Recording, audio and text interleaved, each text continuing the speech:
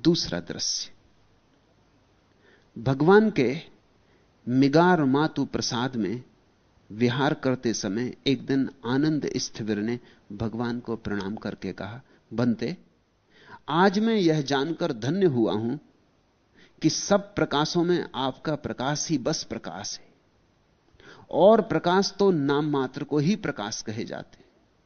आपके प्रकाश के समक्ष वे सब अंधेरे जैसे मालूम हो रहे हैं।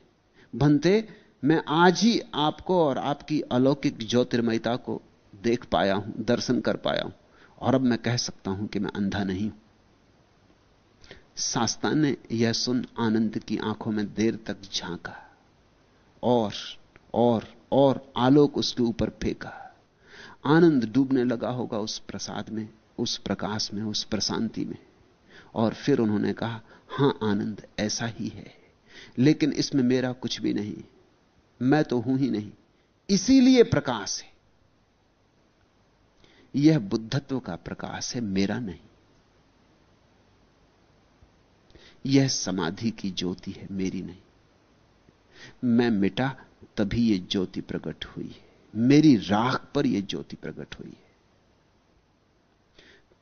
तब यह सूत्र उन्होंने आनंद को कहा, दिवा तपति आदित्यो रत्तिम आभाति चंदिमा, सन्नद्धो खत्तियो तपति झाई तपति ब्राह्मणों, अथ सब्य महो रातिम बुद्धो तपति तेजसा।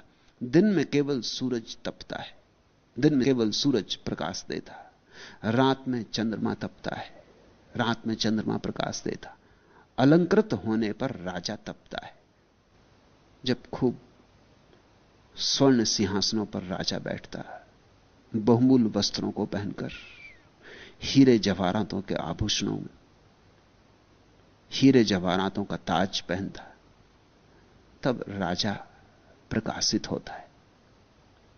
ध्यानी होने पर ब्राह्मण तपता है, और जब ध्यान की पहली झलकें आनी शुरू होती तो एक ज्योति आनी शुरू होती ब्राह्मण से, ध्यानी से।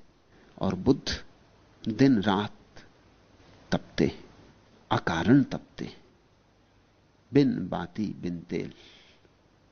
फर्क समझना, सूरज की सीमा है, दिन में तपता है। चांद की सीमा है, रात तपता है। फिर सूरज एक दिन बुझ जाएगा, और चांद के पास तो अपनी कोई रोशनी नहीं, उधार है। वो सूरज की रोशनी लेकर तपता है। जिस दिन सूरज बुझ जाएगा उसी दिन चांद भी बुझ जाएगा। चांद तो दर्पण जैसा है, वो तो सिर्फ सूरज की रोशनी को प्रतिफलित करता है। सूरज गया तो चांद गया। सूरज की सीमा है, हालांकि सीमा बहुत बड़ी, करोड़ों करोड़ों वर्ष से तप रहा है, लेकिन वैज्ञानिक कहते हैं एक दिन बुझेगा, क्योंकि यह बिन बाती बिन तेल नहीं है। इसका ईंधन समाप्त हो रहा है, रोज रोज समाप्त हो रहा है। बड़ा ईंधन है इसके पास, लेकिन रोज सूरज ठंडा होता जा रहा है, उसकी गर्मी कम होती जा रही, गर्मी फिकती जा रही, खर्च होती जा रही। एक दिन सूरज चुक जाएगा। यह प्रकाश सीमित है। तुम्हारे घर में जला हुआ दिया तो सीमित है ही, क्या है उसकी सीमा? उसका तेल। रात भर जलेगा, तेल चुक जाएगा, बाती भी जल जाएगी, फिर दिया पड़ा रह जाएगा। ऐसे ही सूरज भी जलेगा करोड़ों करोड़ों वर्षों तक, लेकिन उसकी सीमा है। और चांद में तो प्रतिफलन है केवल। अलंकृत होने पर राजा तपता। राजा की जो प्रतिष्ठा होती, प्रकाश होता, वो अपना नहीं होता, उधार होता। देखते तुम, एक आदमी जब गद्दी पे बैठता है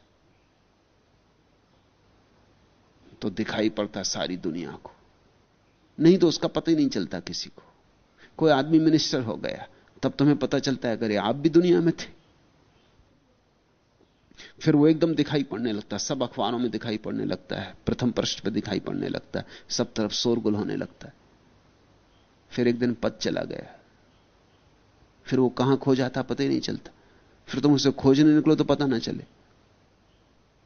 ये उधार है, ये प्रतिष्ठा उधार, ये ज्योति अपनी नहीं है, ये अपनी नहीं, ये पद की है।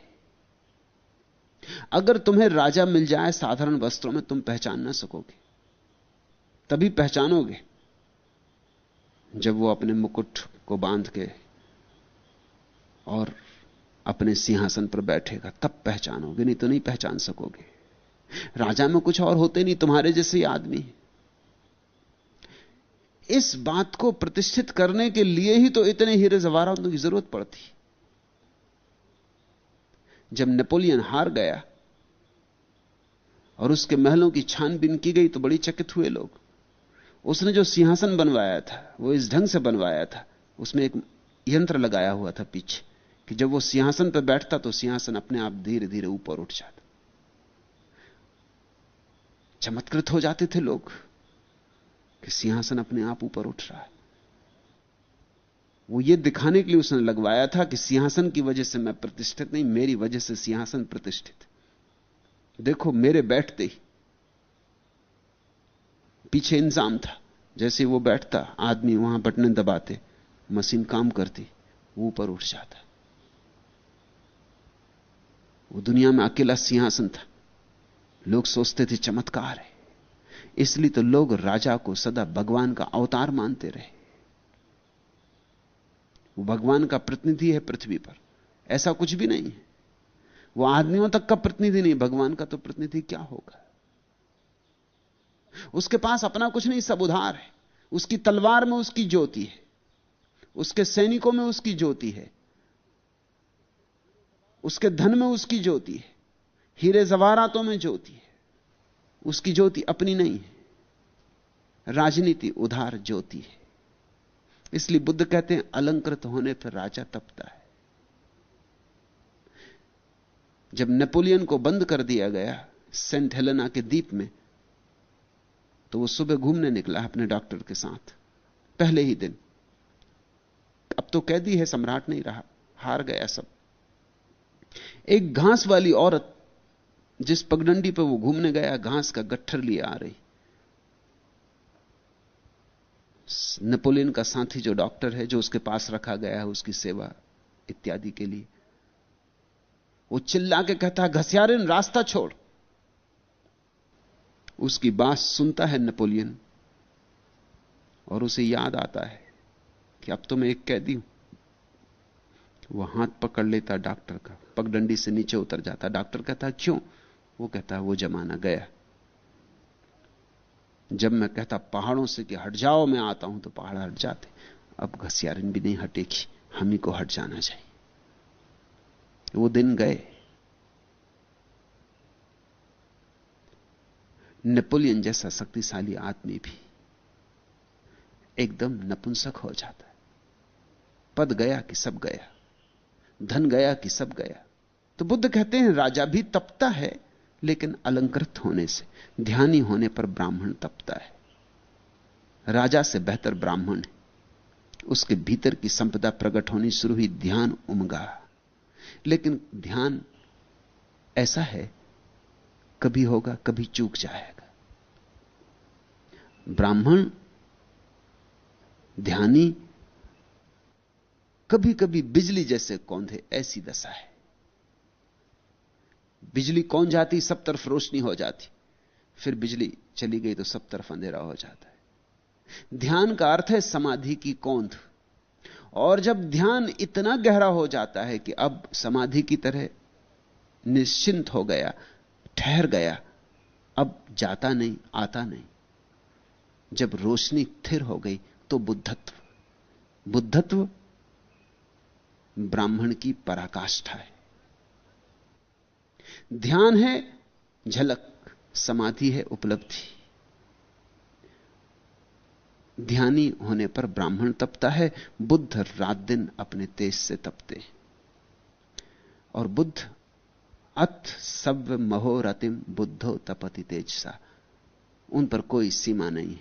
ना तो ऐसी सीमा है जैसे